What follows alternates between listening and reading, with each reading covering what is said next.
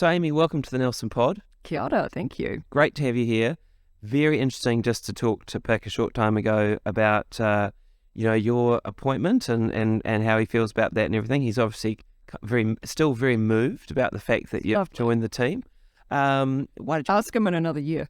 Okay, good point. Hey, why did you want the job? Well, we've actually been talking about it for a few years, and it's never quite been the right time. I've been doing other things, had other fish to fry. You know, maybe you get a little bit of hesitation when you go into a family business because it puts a different layer of responsibility onto it, I think. But we've had an amazing CEO for the last 12 years, and he's stepping back soon. He's still in the business at the moment, and Pic and I talked about it again, and it just felt like a really good time. The company's at a different stage, and I think it's in what we often call in business the messy middle. So you've come from being that super small, tight startup, everything's on fast growth, everyone knows what they're doing, they're self-starters, and now we're a team of 50 and you just need a little bit of process, but not too much to drown the spirit. It's actually a really tricky time for companies, and I've done quite a few in the messy middle, so it felt like a good time for me. So what do you do with a company that's in the messy middle? Well, you have to just isolate and find the bits that made it great. So in the case of Pic, if you think about Pic himself, and he's such an entrepreneur, and I think at the very heart of him is enthusiasm. And that's what's built this brand. He's like a one-man marketing machine. He's so excited about everything. He's so enthusiastic. And for him, when he started making peanut butter, he's such a maker. He likes to have his hands on things.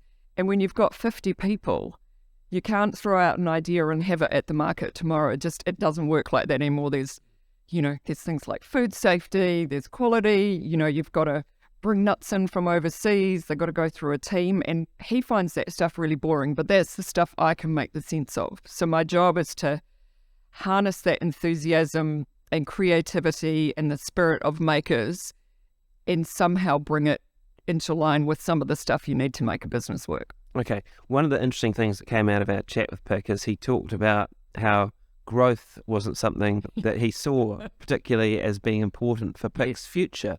When you heard that, did you think, bloody hell, I've made a terrible mistake? No. What am I doing? Yeah. No, I mean, every person, every human, and therefore every business, if you think of it like a person, like it's its own organic, being, you have to have some kind of growth, right? And previously that's always been economic growth. And actually business is a little bit like politics in that it works on these 3-year cycles. So you're making decisions that are, fundamentally for short to medium term. And actually there's really interesting thinking around these days that says, what does it look like when a company is intergenerational? And a lot of this comes from the Te Ao Māori world. And if you look at companies in Nelson like Wakatu, they do intergenerational planning. They do 100-year strategic planning. And in fact, this week they've got a whole lot of people down from Denmark actually talking about this. And I think that's one of the beauties of being a family company is instead of thinking about how do we get the most profit out of a business in the next 3 years, we're actually thinking about what could this company look like in 100 years? What does it do for our descendants, and what does it do for the community around us? And that actually gives you a really different framework for business. We haven't written a 100-year plan yet, and I've only been there 5 weeks, but is definitely something I'm really interested in for the future. I love the sound of that. That I guess that also means that Pic isn't for sale. No, it's not for sale. And I think that was a really big thing for Pic because that was an option. We've had plenty of door knocks over the years, people wanting to invest in the company. I had a neighbour hit me up in Lower Hutt where I live saying, I think you guys do a great thing. Do you need some money? I'm a little bored and I need something to do. So people are excited by the company for its brand and its, personality of enthusiasm, and the money people are interested because it's had amazing growth and traction. But we've made the decision that it will be a family company now. Love it. Do you look at companies that are sort of, legends here in Aotearoa and companies offshore that you sort of see as businesses to aspire to be like over the long term? Yeah, it's interesting talking about that offshore thing because you see Kiwi companies going out onto the world stage, and if you think about a company like, remember the hoopla over 42 Below vodka, which was one of those super enthusiastic Kiwi brands. And I actually I worked in New York for a year and actually helped do some launch work for 42 Below, and we just did everything with that great Kiwi take no prisoners, don't ask for any permission, just ask for forgiveness later attitude. Jeff Ross, yeah, an ex-Saatchi guy. And so my time working internationally, it was working in much bigger companies. Saatchi New York was, I think we're about 500, which is not massive for there, but you don't know everyone's name. And for a Kiwi, where you come from, companies anywhere from 5 to a couple of hundred, that's really different. And I worked with Procter & Gamble, the people that wrote the marketing Bible for fast-moving consumer goods, basically. And at their head office in Cincinnati, where my clients were based, were 23,000 people. Yeah. So what I learned, even though I admire a lot of those companies and what they've done, I just learned that's not the way I do business. It's not what gets me excited. So I'm much more inspired by the New Zealand businesses that have done well. I've had time working with so many iconic New Zealand brands like 42 Below, like Whittaker's Chocolate. You were talking about the spin-off before. I haven't worked with them, but I just think what they've done and how they've built that company and that as a media brand and the way media is delivered is really brilliant. So Duncan Grieve in a podcast about his decision to step down as CEO of the spin-off, name-checked Pics with a bunch of other businesses that he saw as being Kiwi sort of can-do entrepreneurial endeavours that had all sort of started doing things about the same time and in sort of a new kind of way. Do you see that as well? Do you see is there a kind of cohort of New Zealand businesses that you see Pic as being a member of that are doing things in new ways? I really like to think so, and I think that's such an endorsement from a guy who's, really reformed something with a challenger brand. And yeah, it's amazing. I think that's amazing company to be in. And if you look at the people in all of those businesses, a lot of them have that same kind of spirit that Pic has, which is that entrepreneurial, enthusiastic, probably not really suited to working for other people at all. So they create things themselves. And I think there's room in New Zealand to be able to create things yourself. It's a smaller market, it's easier to get around, and people are really, really generous here with their time and their knowledge and their support of other companies and brands. It's great. So when I think about those sort of brands, I think Whittaker's, Garage Project, Spin-off, Pics. Do you think are those companies you think about? Definitely. And in fact, I've got the Garage Project, The Art of Beer book on my desk at the moment. And a really interesting little connection with all of those companies is that somewhere in each of those companies is an ex-Saatchi person. And so the other brand I would tip into that would be Lewis Road Creamery. Right. With Peter Cullinane, who really, I think after years of giving advice to clients, which is not always taken for whatever reason or respected, he went, damn it, I'm going to do it myself, and did a brilliant job of building this brand, Lewis Road Creamery, into New Zealand.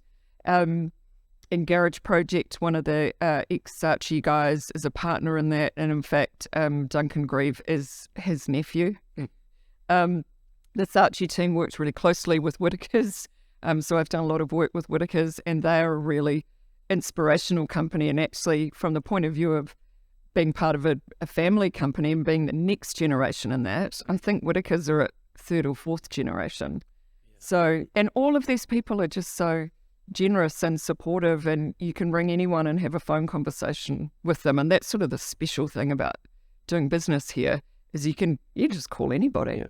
Do you think the success of these businesses as well, though, has got a little bit to do with New Zealanders sort of shrugging off the cloak of cultural cringe. In that, I think one of the reasons they have been so successful is that New Zealanders have identified with them and been proud of them. And if you think about like the competition between Cadbury and Whittaker's, there was a point, there was like an inflection point where a whole lot of consumers went Whittaker's. Yep. You know?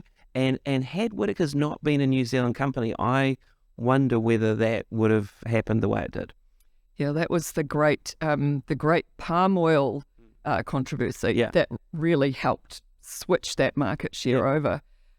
Yeah, that's interesting, isn't it? I think, we're definitely more confident culturally and have claimed much more of our own cultural identity. When I was young in the 70s, we were still definitely in cultural cringe, but I think there's always that independent, slightly rebel spirit that Kiwis have, and we recognise that in our own brands and we celebrate it. And I think if you look right back, the people that came on the ships to New Zealand originally, you had to have some kind of rebel or adventurous spirit to get here, right? Yeah. So I think that comes through, and that's something that we celebrate and love. Totally agree. And when you say ship, you're including Waka in that. Absolutely. Like everyone who came here was a risk taker. Everyone was an adventurer and a voyager. So I think those things come through in our businesses. Are you a risk taker? Not like Pic. No, I am not an entrepreneur. If your personality tests me, it's absolutely not where I come out. But I love working with creative people. And so my job is to make sense of the chaos of that creative and to make it work. And that's what I do best. Great. So how long, you said to a magazine somewhere that I read, that when you were a little girl, you dreamt of running a chocolate factory, and now you're running a peanut butter factory. So Pic's isn't a stepping stone to Whittaker's.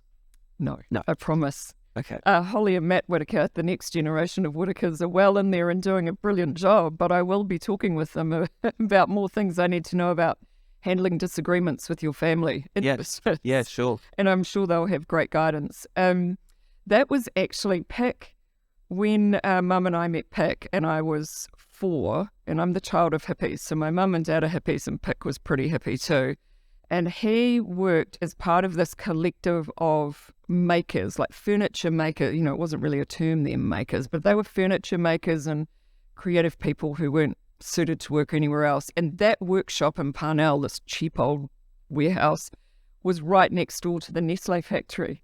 And so that's what, and kids, we'd all walk home once they started school at Parnell School. We'd all walk home past the chocolate factory, and wow, it's pretty awesome. So I think that started it. And then I definitely loved my time working with Whittaker's. Cool. So you see yourself in the role for, what? Well, I think it's got to be. I think it's got to be a long time. It's family. So I think ultimately there'll always be a connection, whatever my role is in the company. But in a chief executive role, really, I think at a minimum of 5 years, so it's probably a good 5 to 10 years. I've got my eye that I always have a succession plan. I've only been there 5 weeks, but I've already got an inkling of what that succession plan might look like and who might be good and who are the people that if I wasn't working in there at my desk every day, who are the people I would trust to take the company to the next level. So where do you want to take the company?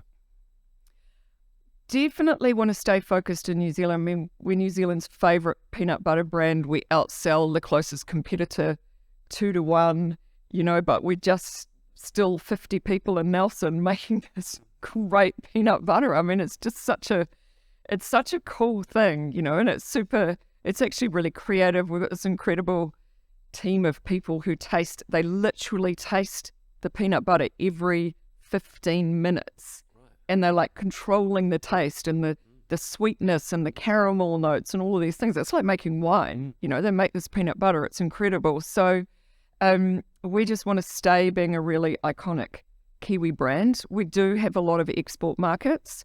We have been asking ourselves, does it make sense to bring peanuts in from the other side of the world and roast them and crush them up here and send them back to the other side of the world? What does that look like in terms of a carbon footprint? It's pretty heavy. So we're sort of reassessing what some of that export is like. But, being the world's favourite peanut butter, why not? Why It's not? pretty good. So do you think it's possible that Pics will start making peanut butter offshore as well?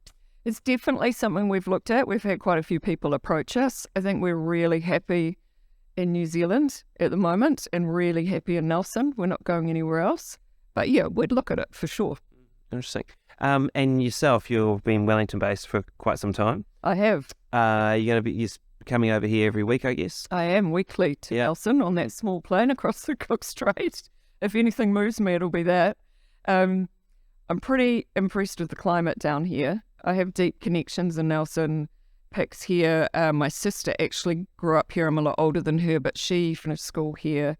My mum lived here, but mum's currently in Wellington with me. And we've got a couple of family batches here. So, I'm happy being in and out. I've commuted to Auckland for the past few years. We'd definitely look at it now. So it's a beautiful place, great place to bring up kids. So I have a theory, and that's because I grew up in Wellington. And only recently I clicked over, so I've spent more of my life in Nelson Whakatū than in Wellington.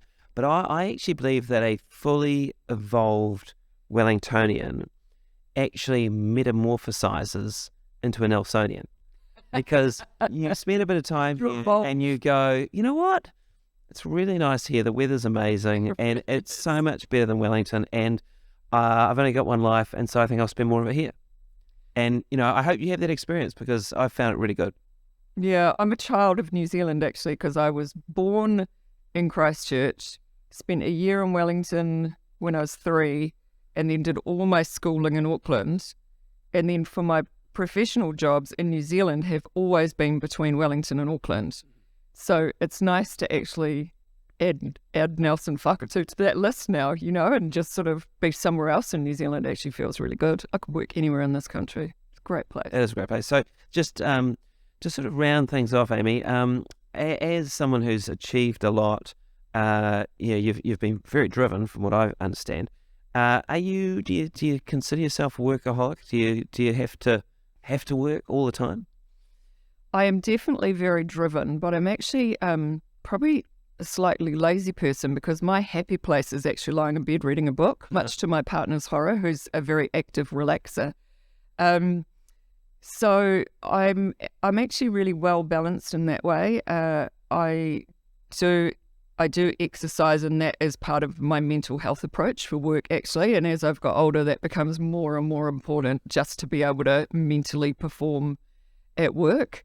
So I try to be pretty disciplined, but I am always happy to be lying around with a book, and that's probably the natural state I go back to, and that actually gives me a lot of balance. Good. Not TV? No, interestingly, because my last job was centered around video content, and I've worked in film, and I actually always said video is my job, but reading is my pleasure. Okay, interesting.